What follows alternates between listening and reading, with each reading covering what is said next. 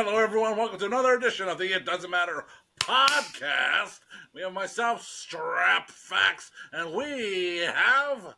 The Dominican Dream, baby. This is the new daddy, Papi Platano. There he is. And we also have... I'm the Notorious one. I am Dom. Boom.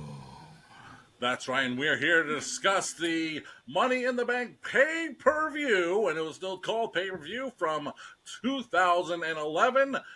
Quite a show, quite an epic show, and that's what we do around here. We talk about good epic shows, and even if they're bad shows, we talk about them too, but this happens to be a good one. So Dom, let's kick off Money in the Bank 2011. All right, this is Papi Platano's choice. It was a good choice because I remember this show from the get-go. We kick off the show with a video package of CM Punk and his infamous pipe bomb. And everybody knows at the time, at midnight on July 17th, if the clock strikes midnight, he's going to be on his way out as WWE champion. Maybe not. But if CM Punk loses, John Cena will retain and Vince McMahon will still be happy. But it didn't happen that way. But it was a good-ass show, and we're going to get right into it. So we have Michael Cole, Booker T, and Jerry the King Lawler on your announce team live from Chicago. And we kick it off with a SmackDown Money in the Bank ladder match. And we have Sin Cara, John's boy. We got Wade Barrett. We got Justin Gabriel. We have Sheamus. We have Cody Rhodes. We have Heath Slater. We have Daniel Bryan. And we have Kane. Come on, last year's winner, guys. Hey! I forgot how many jabronis were in this damn match. I was like, the guys coming out, I'm like, Justin Gabriel, okay, Thor, Nexus, okay, Heath Slater, I'm like, okay, Sin Cara, the original Sin Cara. It's just more jabronis, keep coming, but that's just who was on the roster at the time. So, there we go. So it's just crazy seeing like where these guys are at now. This is 2011, so 13 years later, where's Sin Cara? I seen him at at the WrestleCon Super Show. Didn't know it was him, but he was there. He was the original Sin Cara? Mystical? Sure. When you say it like that, all correctly and stuff. Well, yeah, because there was two of them. The second one was actually done by the wrestler known, yes, Hunico. Yep. And how did Booker T call him? Who? Sin Cara Azul and Sin Cara Negro. Oh, man. And that feud wouldn't even happen yet. That feud was to come. This is how old this show was. 2011, man. Oh, it's crazy. And we might not talk about Sin Cara again, so we might as well talk about him right now. And the crazy thing about that feud, it didn't even take place on pay-per-view. It happened on a SmackDown? He had to take his mask off? They made a big hubbub that they were going to Mexico, for the first time in ever. They're going to do a Raw and a SmackDown taping to Mexico. And we need the Mexican star. We need to push Sin Cara and have a big storyline. And this is what they came up with. Sin Cara 1 versus Sin Cara 2.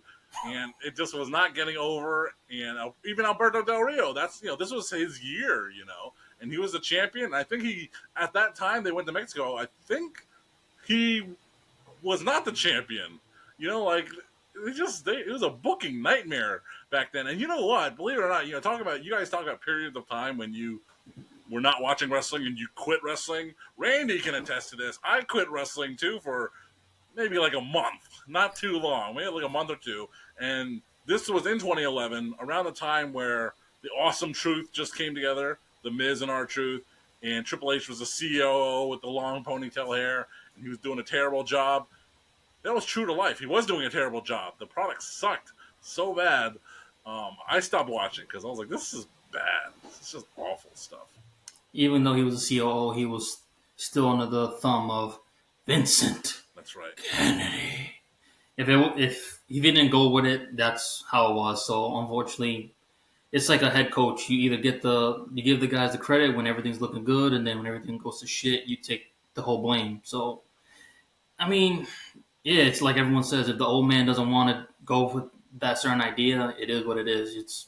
It's a sinking ship. You're not going to be able to save it. He was cuckoo. A little too much. Yes. So, all right. So we got Wade Barrett. We know he should have been the top guy. He should have been the champ, but it didn't happen. And he ended up in NWA as an announcer, as Stu Bennett, his real name, and came back as an announcer. Heath Slater, he got kids. And he got longevity. He's still around. He's still wrestling for TNA Wrestling right now. Okay. Kane, he's the mayor of Knoxville, Tennessee. Yep. Daniel Bryan, Bryan Danielson. Well, we know where he's at right now. You know, he's one of the top guys in AEW. Yep. Sheamus is still Sheamus. He actually looked like how he looked back then. Now he got that little beer belly gone now, so he's straight. But John, what happened to Justin Gabriel, PJ Black? I know he was in New Japan or Ring of Honor at one point, and the next you know he just disappeared. Justin Gabriel was one of those top prospect guys that, you know, he was a top prospect, but he made his way around the block. You know, he was in all the companies. He was in Ring of Honor and Lucha Underground and everywhere, but he, you know what? He just wasn't that good. He did a few cool moves, but in the end, he just wasn't that good. And there he went. That's where Justin Gabriel is. And I mean, he had the story. He had one of those reels and shorts saying that he was having a match with Kane, and Kane did not want to catch him because Kane was a big guy, but Kane didn't want to catch. I'm like, Kane's caught everybody. He caught the Undertaker. He caught Shawn Michaels. He caught, anyone. He didn't want to catch you. Maybe he just didn't like you. So maybe it was just Justin Gabriel, those punks, those Nexus punks with their big attitude and low ability. Wade Barrett, Daniel Bryan, Ryback, Heath Slater. Michael Tarver. Who? Exactly. Mason Ryan. Yeah, this was a ladder match. And, I watched, I thought I watched this match so many times. But the truth of the matter is I only watched the end. I only watched it because Daniel Bryan, one of my favorites forever now, he won the SmackDown Money in the Bank, and it was just a great moment, of course, in front of the Chicago crowd. You didn't know what his career would turn out to be in pro wrestling, in WWE, and he was still an underdog from the underground at the time, and him getting this big moment, getting a huge pop for actually getting the briefcase. It was such a great moment, and like I said, I replayed it so many times, and I was just very happy that he won it, and I think so was everyone else in Chicago that night. Yeah. What do you guys think about that choke slam Sheamus got off the ladder by Kane? Onto the ladder. That was brutal. That shit hurt my back. Woof. Ugh. I don't even want to think about it. Then Justin Gabriel with the 450 splash off the ladder onto Kane. It was very impressive. It's especially when you mess around with a ladder. If you go one step wrong, that ladder can kick out, and then you have no ability to do that. 450, you might just be going straight down. So, I mean, for that, very impressive. A lot of people just don't realize the athleticism that it takes to do stuff like that. They think, I could just jump off a ladder and do that. Some of us can barely even climb up a ladder itself to change a light bulb. So, so what they're doing is just incredible. Incredible. So I have a question for y'all. Do you guys like Money in the Bank as a pay-per-view itself, or do you like it when they had it back in the day as, like a special attraction for WrestleMania? I mean, when it first started off, it was something new and something that just caught you off guard, especially the first cash-in. You completely forgot that Edge even had that briefcase, so you're like, what's he coming out for with Vince McMahon? And then he gives the briefcase, and then you find out how it works. I mean, yeah, you only had one guy at the time, so it was very special. So it's that one person, didn't matter what show it was, or they didn't have brand split just yet when they first came out with that, right?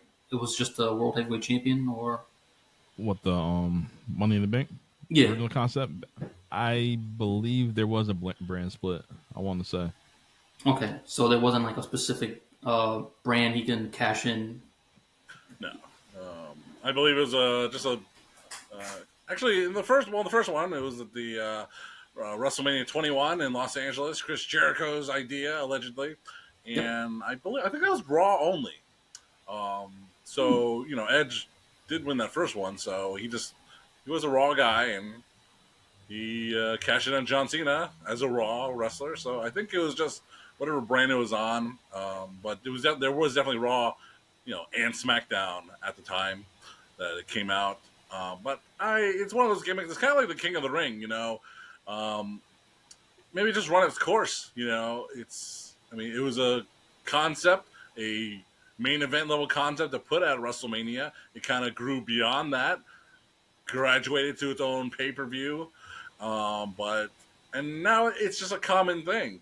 But I think it's past its prime. Like, maybe just get rid of it and do something else. Will they? I doubt that. It's a very catchy thing, and it always pops the fans. Even though one of the worst pay-per-views, live events I've ever been to was the Money in the Bank. The one when, it was in Las Vegas that Austin Theory won the Money in the Bank. Not a fan of that guy. Wouldn't give $2, even though I did pay for those seats, to see that guy wrestle. But that was a terrible, terrible pay-per-view as a whole. Roman Reigns wasn't even there. You just forcing a theme match. Hell in a Cell pay-per-view. That was terrible. Like, come on now. Every match shouldn't be Hell in a Cell worthy. No. But I just feel that Money in the Bank is a good spectacle. It should consider it a big five. I'm glad you brought up bragging rights, because that is one of the worst concepts I have ever heard of. It's so bad that on either Jammin' 107 or Q105, they actually use that term out loud. I don't know if they read a guidebook on what phrases to use in entertainment that year, but the radio stations used it. WWE used it. The hell cares about bragging rights within some kind of stupid Rihanna song? You tell me that. Someone, bragging rights. Where the hell? Who came up with that? Bullshit. just like capital punishment. Yes, and what grounds? Stomping grounds. They lucky Lug wasn't around. Still, they could have patented that right there, and then boom, Lugs presents Stomping Grounds. I love Lugs. I just bought one of their shoes not like 2 years ago. They're still around. Yeah, Lugs. Boots with attitude. But you know what did not make it throughout time? The JVC Kaboom Box. One of those back. I did. Me too. Still want one. It plays all your cassettes. Ugh. What's that? You need 8 fucking D batteries just to even get that thing going portable. Michael Cole, tell me what the Kaboom Box does. All right, so back to Money in the Bank. Daniel Bryan is your winner for the SmackDown side. All right. I got one question though, Dom. Since you do like this concept, what is it that you like the most? The fact that anybody can cash in at any time, or just the fact that whoever has that Money in the Bank can literally just say, you know what, I'm chasing after you, or I'm chasing after you, without any knowing, or just you completely think like, oh, he's gonna cash in on this guy, and he doesn't. He's gonna cash in this night, and he doesn't. You like the element of just being able to just take over and be the champion on someone who's already been beaten up and like just went through war, or you just rather have somebody just come in and like, yep, I'm gonna challenge you. And that's it. Kind of like how they do on Monday Night Raw back in the day. I like the surprise element. I like that whoever wins on the male or female side has the opportunity to be that next person up to become champion. And everybody's tactics might not, work, or sometimes they might be screwy. I do recall we were at Providence when John Cena said, I'm going to cash in right here. He lost. Who was that? To Jinder Mahal? No. Ashanti, yes. Yeah. We was in the building for that. We were like, what? There were. Shoot, who wasn't No. Wasn't Corbin another one too? No, it was Corbin. I think that's who it was, and then Cena was the one that messed up that cash in on Jinder, I believe, because I guess he wasn't getting along with the backstage. But it was around Corbin had like that leather brown briefcase, right? Yes, it kind of looked like Halliburton, basically. Yeah. But, hi, I'm Halliburton. But yeah, I just like the surprise element. Like, we didn't know that Seth Rollins was going to cash in at WrestleMania. No, we didn't know that. That was probably one of the most surprising and probably one of the greatest cash-ins of all time. We didn't know Dolph Ziggler was going to cash in the next night after WrestleMania 29. If I was a GM, I'd turn that feature off. I just like the surprise factor. I like, oh my God, tonight might be the night. Tonight might be the night. And next thing you know, damn it. I don't like these surprises, man. I don't like them. Going back to that Austin Theory winning the Money in the Bank, he was the United States champion. He lost it to Bobby Lashley. Yep. So Bobby Lashley was the United States champion. What the hell are you doing coming out in the Money in the Bank? You weren't even advertised, man. You weren't even on the book. If they printed a T-shirt, the event T-shirt with the lineup on the back, you're not on it, my friend. Not in the Money in the Bank match. Didn't he he had a fail cash in, right? And then he won the title the next week. Didn't he cash it in on the U.S. champion? Yeah, he cashed it on last. Yeah, that was stupid. Cashed in on the mid card, lost, and then got the title the next week or two. I'm like, why would you do that? And then he went to Vince McMahon's office. They locked the door, and he came out, and he was getting pushed at WrestleMania in Dallas. Yes. Talk about a chaos theory. So I enjoy it. That's why I enjoy it. All right. Just figured I'd ask. Who wants the same old boring, same old song and dance from pro wrestling? I see. I understand, you guys. Yes. Well, our next match I didn't enjoy. We have Brie Bella with Nikki Bella, her twin, taking on Kelly Kelly with Eve Torres for the Divas Championship. And this match was nothing special. It doesn't matter. No.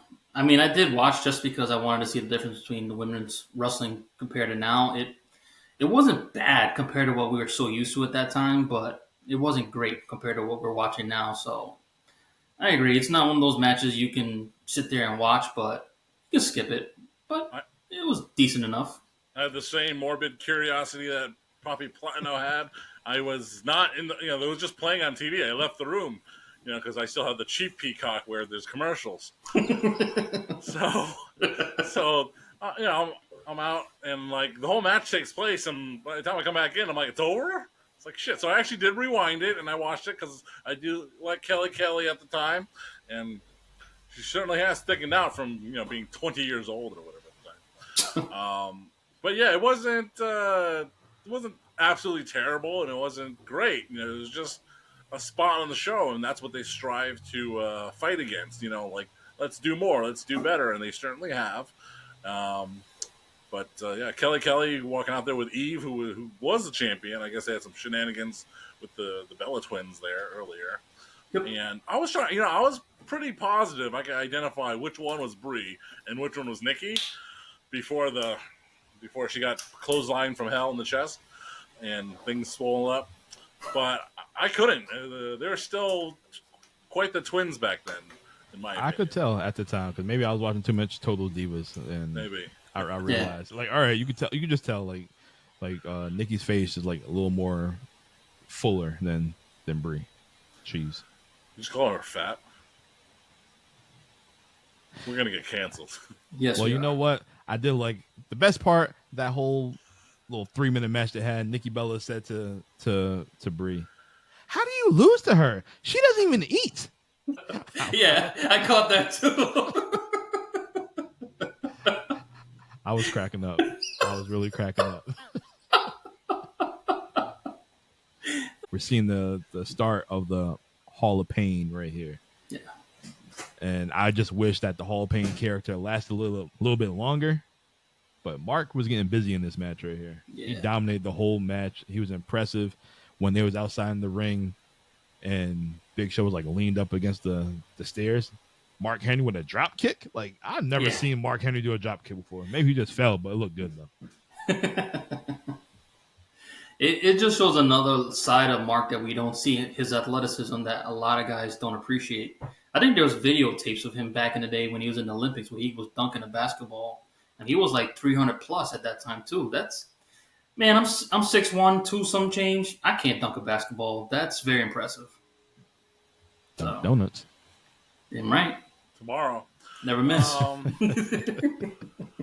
No, I mean, talking about replaying Daniel Bryan's moment earlier, I always skip this thing, but I did want to watch it because, we were talking about Mark Henry recently, and you know what? Not much has changed. Big Show and Mark Henry, what you think it's going to be. That's what it was.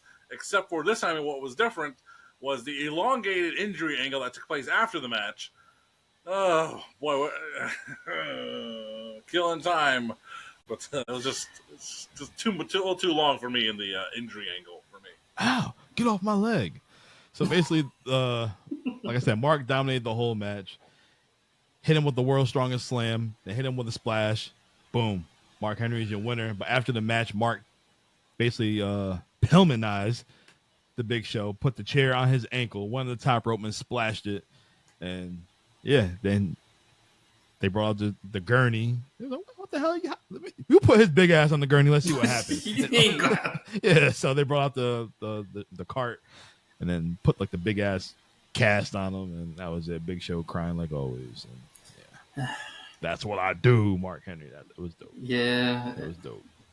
Another reason why they just did not know what to do with Big Show, man. I mean, granted, there were two big behemoths, fucking like you said, two big meaty men slapping meat, but yeah, the Hall of Pain, that's where I was going with. I love that part of Mark Henry at that time, but with Big Show, it just never seemed like he ever got that start that he should have, and then catapulted to where he should have been. It just always seemed like it was start, stop, start, stop, start, stop, start, stop.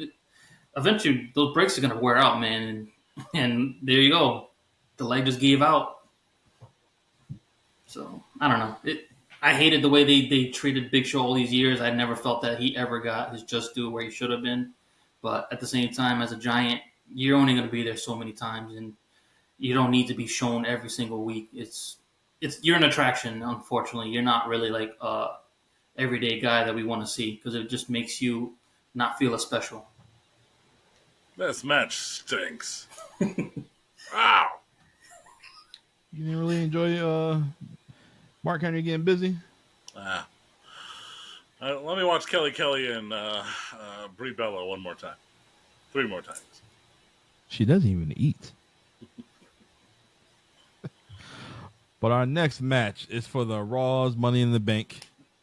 And we have Alberto Del Rio, Kofi Kingston, Jack Swagger, Evan Bourne, R-Truth, Alex Riley, with a huge pop, by the way.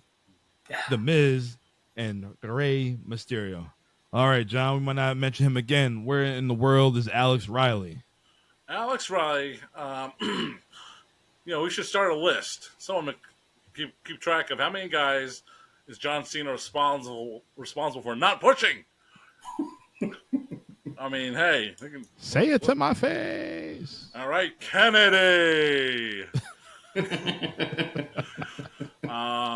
Alex Riley, a guy with endless potential, but a guy who, another one of Miz's teammates. Never team with the Miz because your career will never be bigger than the Miz, who 2-time WWE champion.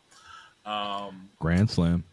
Alex Riley would stick around WWE for a very long time. He became a commentator in NXT, and he was doing a decent job at that. And he decided to get back into the ring.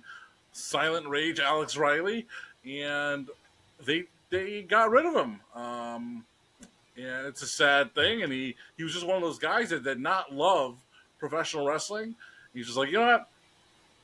This was my shot. This was a big time. I'm not going indie. I don't care. I'm done. And it's honestly good for those guys. They'll probably come back in the industry, kind of like Maven, Tough Enough Season 1 winner has, where he's doing stuff nowadays, and he goes through a period of depression and this and that. And hopefully Alex Riley is not like that. But that's where Alex Riley went. He went to NXT. He was ready to come back into in-ring competition, and then they just let him go. And one of those backstage rumors is that he did not become best friends with John Cena, and kind of like Kenny Dykstra as well from the Spirit Squad. And you heard him the wrong way, then he don't like you, and you're done. You're donezo. Yeah, that's another guy that has so much potential, and then you never saw him reach it. Kenny Dykstra. I'm actually glad you mentioned that because I was going that way too. Because I was like, what happened? I figured McMahon loved the guys like that, but yeah, he said you don't know what's going on backstage, and one wrong word or one wrong move, that's it. All right, he don't got it. If you can find it, I mean, they had a lot of skits back around. It was honestly around WrestleMania 30 in New Orleans. So 2014, 2015, 2016, around that time. And, they did a lot of videos for YouTube and WWE.com. And one of them was a competition between the NXT announcers at the time, Byron Saxton, Alex Riley, and Booker T in a bodybuilding competition. And it was the most homosexual thing I've ever seen on YouTube, at least. But yeah, they were doing some weird pose downs, and Booker T, how Booker T's got great facial reactions, and but if you can find it, the bodybuilding competition between Booker T, Alex Riley, and Byron Saxton. So Dom read off the names of who was in this Raw Money in the Bank, and I didn't like the talent list of this one either. I mean, Alex Riley got a good pop, good Miz, Mysterio, cool, just wasn't really hitting it for me. There's no cool underdogs for me to cheer for in this matchup. Yeah. So I thought it was an entertaining match. SmackDown was way better, but Miz got hurt early. His knee buckled from hanging from the briefcase. And, it's expected that Mysterio, Kofi, they were going to do some top rope stuff. And Evan Bourne hit the airborne off the top of the ladder. That was pretty dope. Alex Riley launched himself over. Too bad his career couldn't get launched. But the finish of the match, we see Del Rio and Rey Mysterio on top of the ladder. Del Rio pulls the mask off Rey Mysterio. Rey Mysterio hides, trying to cover his face. And Del Rio is your winner. Well, that was a botch at the end, though, for real, though. You noticed that? Yeah. Well, he took the mask off Mysterio. Mysterio's ladder falls into Del Rio's, but it wasn't supposed to. And Del Rio is trying to, so he has to fall and get back up and do the whole thing. But otherwise, it was a nice finish. And it was good action in it. But, considering who the winner was and where he is now, no. So down, knowing what we know now in the future, do you think they could have went somewhere else and gave somebody that push like Alex Riley, like you said? Because Del Rio was already a top guy. He didn't really need this. He still would have been champion regardless, I felt like.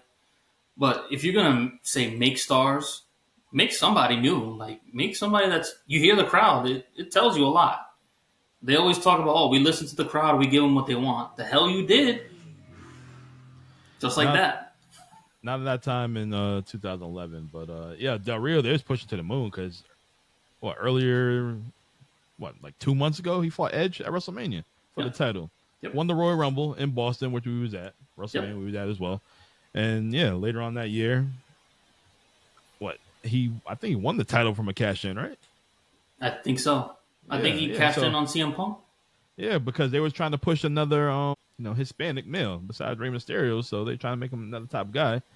When he came out in 2011, I was a fan of him. I had his shirt. I was doing the wink and everything like that. I got my pose with the poster. Yeah, exactly. It's on the Nikon camera. But Alex. Alex Riley, he had the look. I don't know why they didn't give him the opportunity to see what could happen. He could have been, maybe he was still a rookie. Maybe whatever. He was a true rookie. He was still very, very green. But so was Brock Lesnar, but he's no Brock Lesnar. A-Rye versus Brock Rye. Brock Lee. No chance in hell. I mean, we all know why they pushed Del Rio, and there are good reasons to do it, and there are bad reasons to also not do it. And, but hey, it was what it was. They tried really hard for the next couple of years, but it would never really catch on. So there's the legacy of Dark Side of the Ring, Alberto El Patron.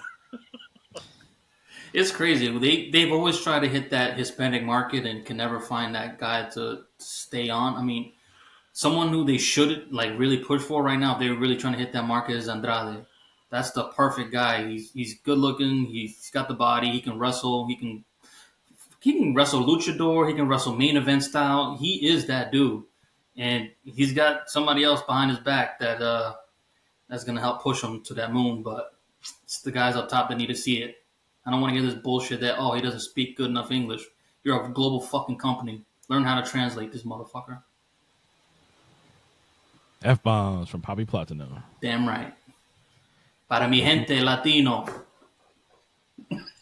If you want to see the best of Andrade, tune in each and every Wednesday on X, on Speed. He give you the best 3 minutes of his life. If not, ask Charlotte Flair. As long as it's not on Blue Chew. He's getting ready to defend the title against Xavier Woods. Andrade is the Speed champion. What a demotion. Hey, speak your mind, buddy. Say whatever you want. All right, you're going to be a Speed champion. Wow, great. Hey, sir, it's time for you to get up, sir. Padre, wake up, sir. Wake up. Ay, caray. Here's the knuckles. Here you go. Oh, man. Ric Flair's last match. Fuck. All right, but this next match, it does matter. John's boy, Christian, no cage, going against the Viper, Randy Orton. If Randy Orton gets disqualified, he loses the title. What a bitch move by Christian. The skinny snake, Randy Orton. Yes, I was looking forward to this match very much, to see Randy Orton at that time. And I just said it, skinny Randy Orton. And yeah, that rotten monster Christian hit the switch. That shirt was so damn ugly. Only Randy Osgood would buy it, and he has it somewhere in his closet next to the Skulls and Demons. But no, I thought this was a good match, and I forgot the ending. I remember the disqualification, but I had it mixed up with the other disqualification world title match with John Cena and Randy Orton. Which one are you talking about? That's right. I was waiting for the slap. Yep. It didn't happen. And I was like, he pissed him off so bad, he kicked him in the nut. Oh, okay. You know what? Speaking of that match before, though, the one where he slaps the ref, I remember watching that, I think, at Dom's house, and we're just watching, and we're just like, yeah, yeah. All of a sudden, I see and Dom's like, that's how it ends? I said, yes. And he looked at me like, what do you mean, yes? Intelligence. Use your brain. Yes. And he was like, he was not going to let John win that title away from him, so he said, you know what? I'm a dirty snake. Any way to keep that title. You learn from the best. And you know what? This was a good Christian match. I enjoyed this match because he brought everything to the table for Randy Orton. And sidetrack, I like this look by Randy Orton. The lean, grizzled beard, Randy Orton. I like that. But anyways. I'm working on it right now. You can do it. Cut your hair a little bit. You'll be all right. But I don't know if you noticed, but when Christian was heating up a little bit, the fans were into him. Like they were standing on, like, they got up. They was feeling him. So I don't know why they didn't, seize the opportunity at the time with Christian after Edge retiring. It's because when Vince McMahon doesn't like you, that's it. There's no way of getting out of that comfort zone with him. I hate that beak. I hate him because he looks ugly. I'd argue that Christian had a better creative run leading to him leaving WWE back in 2005 than this run. I mean, this run was given to him because Edge retired, and they had that same sympathetic Rey Mysterio, Eddie Guerrero storyline from before that. It was just a give me, and it's a gold watch for Christian, and he never really got that big push, but this is the best we can get out of the WWE at the time. I'll take it, and I'm glad he got it, and it was the highlight of his WWE run for the next couple of years. 2011 was really a wild year because in 2012 they flipped everything around, like pretending like it didn't happen. Yeah. Let's play a fun game. Actually, let's not. Let's not have time for that. But no, this was a fun match. Time? No, we don't. This was a fun match. Oh. So it was also worthwhile checking out. Still more fun for me than Mark Henry. All right, so the finish of the match is, like I said before, Christian's doing everything in his nature to try and get this win, but Randy is Randy Orton, and he, did y'all see that damn gut buster or whatever he did? The inverted, like he flipped him up overhead and then like a gut wrench power bomb going into a neck breaker. That was dope, and he held him with one hand too. That was a video game move. Ooh, okay, Randy, you need to bring that back. Yeah, the way he's looking right now, it looks more impressive with that size. Instead of that lean look, he looked more like it could do more damage with him right now. But I tell you what, I'm glad he don't do that loose threads press anymore because that shit was ugly as hell. That was terrible. That's one. Afuera. No. I like that. I like that actually because it wasn't Stone Cold's death press. Okay. That was like a lazy man's Luthez press. Like, don't touch me. No, it's funny. It's funny because it's like we're talking about two distinct Randy Orton moves because we know Randy Orton's moveset so well. It's impressive and always fun. You know, this is one of those things that's fun to look back on in wrestling matches. Like, hey, where's that move? We missed that one. And it's 2-1 voting against the Randy Orton Thez press, but that's okay. Braun Breaker should pick up that move. He's gonna do something else with that. That would be fire. He's gonna light someone up soon tonight. At the time of this recording. Yes. All right. So back to the match. So all right. So Orton heats up, goes for the punt, the DDT, get ready for the RKO. Then Christian, spit on that thing. Spin on. He hit him with the Hawk 2 in Randy's face. Yo, that was so much loogie just on his chin, on his lips. That was terrible. And then Randy basically blacked out and started beating the shit out of him. But it didn't, the referee pulled him off. And then he laces out, Dan. Boop. Low blow. Bad. And then that's how Christian won the title back. And then the funny thing about it is Randy is pissed off. He snapped and he RKOs him on top of the table. The table doesn't break. Then he does it again. And yeah, table breaks this time and Randy's hot. Cause I know what the next match is, one of them BS pay-per-view shows I probably mentioned, Bragging Rights or Capital Punishment or whatever the pay-per-view was. But yeah. Or maybe it was Extreme Rules. Who knows? It doesn't matter. But I just know, I think it was like a no disqualification match. And then I know that's when Christian goes for like a spear off the top rope or something like that, and Orton hit him with the RKO top of the stairs. That's what I kept thinking this match was going to be, but I enjoyed that shit. No, I think that was one of the greatest RKOs I've ever seen. Damn, so that rivalry went. This is July, so yeah, all right. So next month was SummerSlam. All right. I'm actually looking up Capital Punishment right now. I think Capital Punishment was the month before. Yeah, they were showing highlights of that match. It was also Randy Orton versus Christian in a singles match. That's all I can say about that. So that's what I'm talking about. Them dudes fought for like 4 months. Yeah, from April to August. So. Yeah, 4 or 5 months. What a romance! It's just like this CM Punk and Drew McIntyre. I'll be about to get eventually. All right, main event time. Since I said his name, he will appear on Peacock.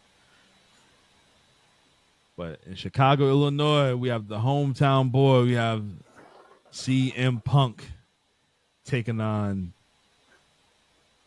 the Derek Jeter of New York Yankees, John Cena. He's a dynasty. He didn't like that. That's why he punched Punk. But anyways, like I said earlier, if Punk wins, his contract expires, or if he loses, contract expires, he's out of there. If Cena loses, he's fired. So, Punk comes out. Chicago is nuts. They are live for him. Colt Cabana, Ace Steel, his sister, everybody out there. Cena Riot guys out there. Everybody's hyped for CM Punk. When Cena comes out, this is a different John Cena. He is focused. Usually he runs to the ring. Not this time. He walked to the ring, basically embraced everything. And, yeah, they weren't feeling Cena whatsoever. As soon as you heard that first note of his entrance theme song, like the boos, it was like the Hammerstein Ballroom. It was just like that. But, yeah, it was a good-ass match. It's like over 40 minutes, I want to say, this match right here. It started off slow. Then it picked up, and every little thing they were doing, every counter, the fans are all into it. Yeah. Very into it. And then I enjoyed that the running knee that he did. That hit Cena flush. Yeah. Damn near knocked him out. I did enjoy that. But I did like the little teasers of the the attitude adjustment and Punk countering and the STF and getting out of that too like that. But the finish of the match, we see John Laurinaitis and Vince McMahon, that tag team right there, that duo. They come out and Cena has CM Punk and the STF. Cena sees Laurinaitis running down to the ring. He slides out and he clocks him. No, we ain't doing this. We're going to do it my way. And then Vince just looking stupid, as always. Next you know, he gets back in the ring. GTS, 1, 2, 3. CM Punk is your winner. And he's about to leave the company. Vince runs down to the ring and calling Alberto. Yep. Alberto looking stupid as hell. Running down to the ring. Punk clocks him on the side of the head. Yeah. Gets out of the ring, blow Vince a kiss. Goodbye. And that's your show. We see CM Punk in the crowd. Hell of a match. Hell of a story with these guys. And what, only lasted, a week after this? 2 weeks. 2 weeks? Yep. Yeah. All right. Strap, give us your thoughts. My goodness. Oh, what else needs to be said? Lots of things, I guess. But, you're talking about the ending of the match. I mean, well, first of all, let's go back to the beginning. CM Punk coming out there, and, this is, of course, a very legendary pay-per-view, a very important pay-per-view in the annals of WWE history.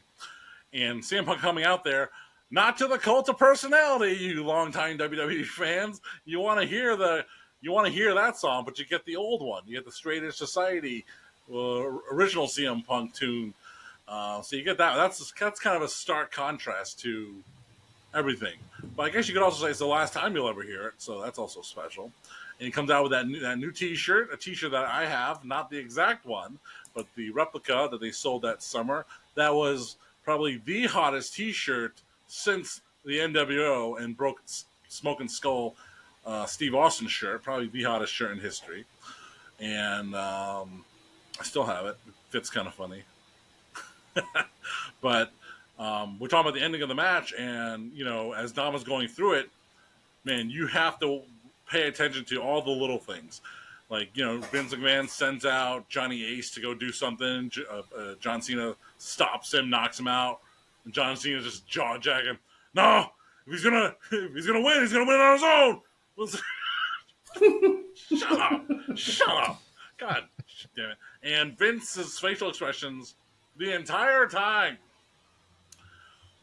That's Vince. That's what Vince is best at. Those facial expressions where he's just like not sure, and the long takes, because it's like Vince probably doesn't know how long the cameraman is. Kevin Dunn. Maybe he's hoping Kevin Dunn is doing what he wants, but he's staying on Vince, and Vince has to hold that like, the whole freaking time. And when he's watching Punk, and like they're having that nonverbal communications, like, am I gonna do this spot now, and then he gets on the fucking mic. Give me the winner. Give me the bank. Alberto, get him out of here. Oh, it's like, is this real, fake? Real, fake? Who knows? But it's exciting. And then he comes out and gets mollywopped. Punk, and then Punk perfectly. He's in that ring. He's like, then he realized, I got to get out of here. Yeah. Because he's going to do something.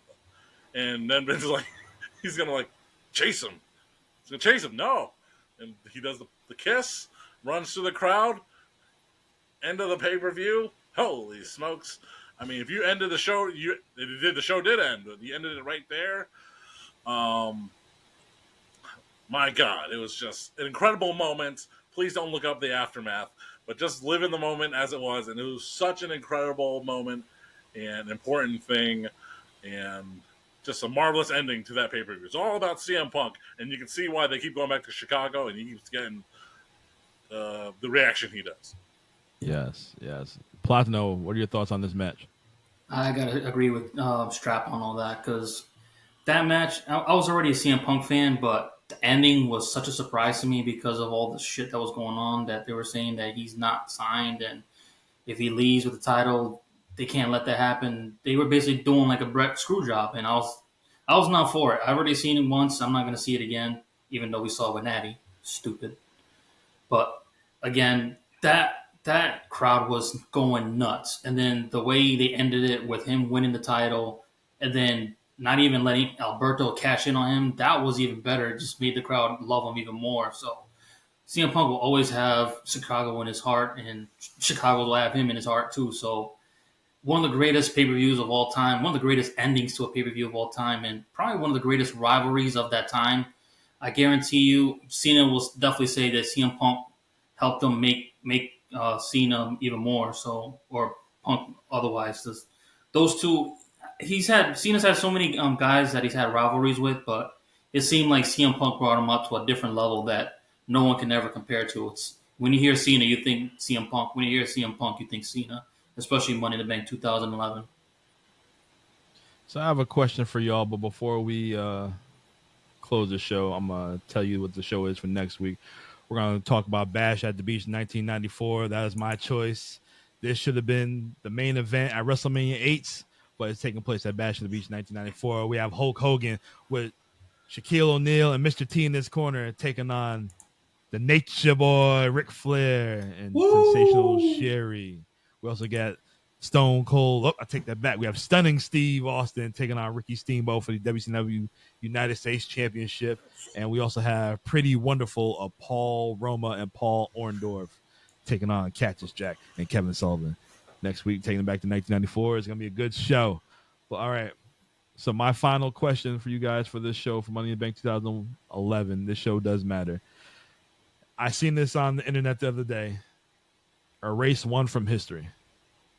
The Undertaker, Shawn Michaels, Triple H, or John Cena. Erase everything that they did in history. Who would it be?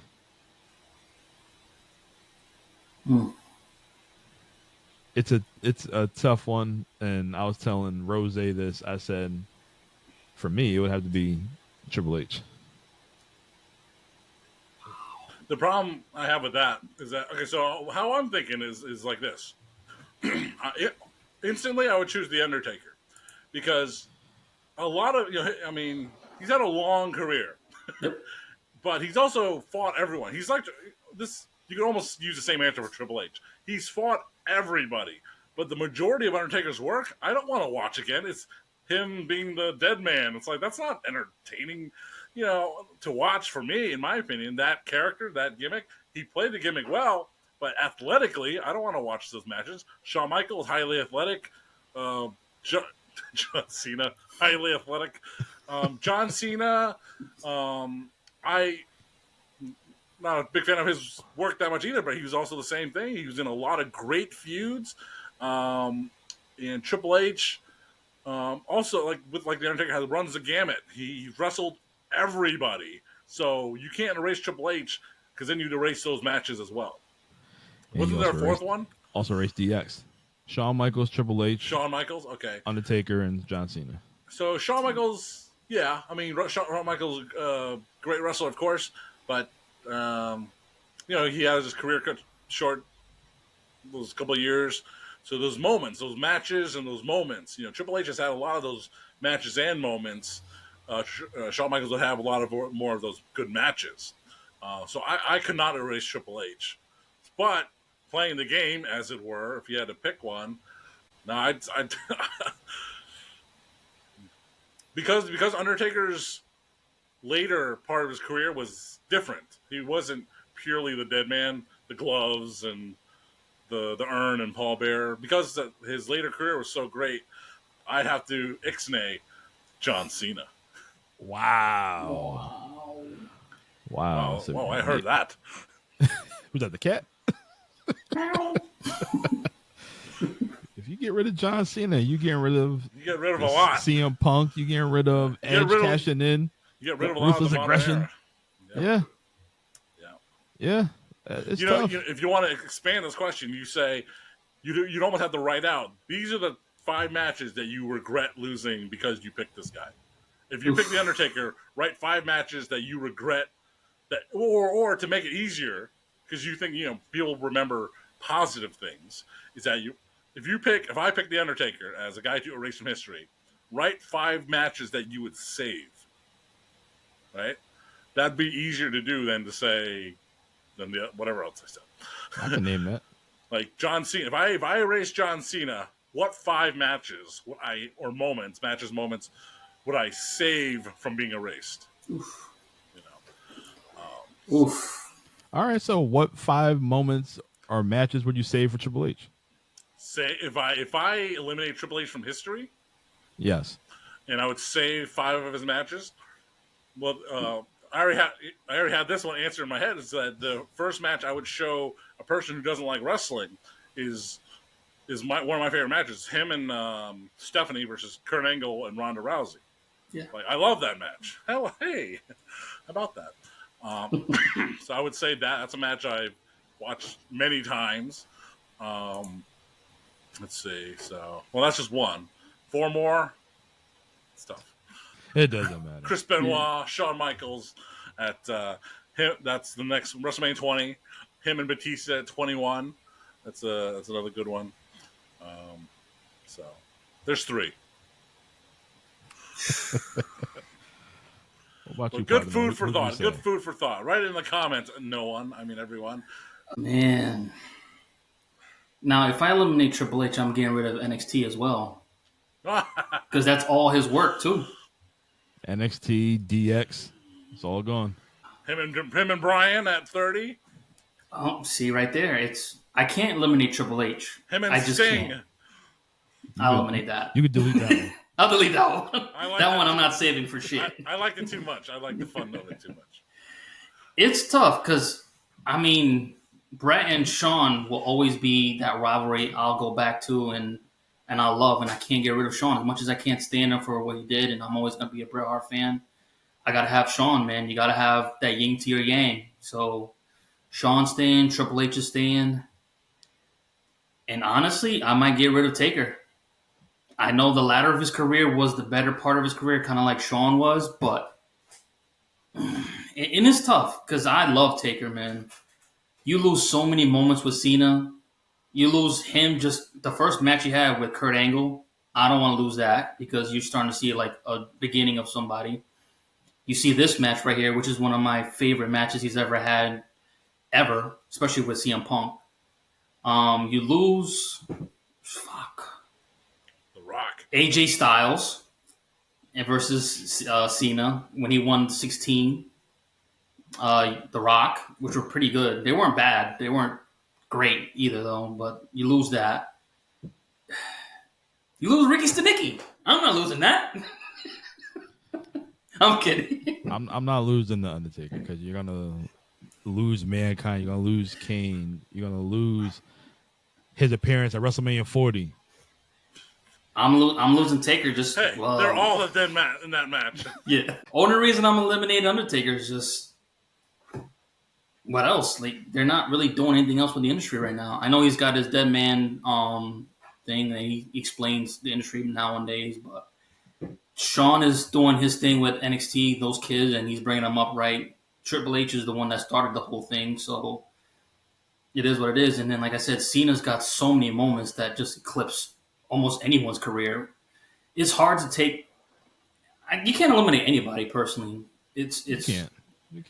But if I absolutely gun to my head, gotta be the dead man. But the ones I would probably save is versus Batista, Mania, Edge, Mania. It's basically all Mania matches, except for the Hell in a Cell match with Mankind at 98. I want to keep that one. Him and Shawn. 1 and 2. I'll keep that as a combo. And then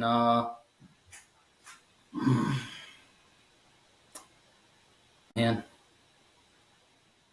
And then CM Punk. Food for thought, you know? You can't go wrong. Like I said, you don't want to lose any one of them, but No. All right. Now let's play the same game with Kelly, Eve Torres, Brie Bella, and Nikki Bella. Just delete them all. Yes. Anyway. Damn it, Dom. Damn it. Jeez. Well, that's the cue. Platano, wrap it up. Boy, with that being said, the Money in the Bank is being cashed in. Dom's got the title. All of a sudden, I see BDC. He's about to cash in.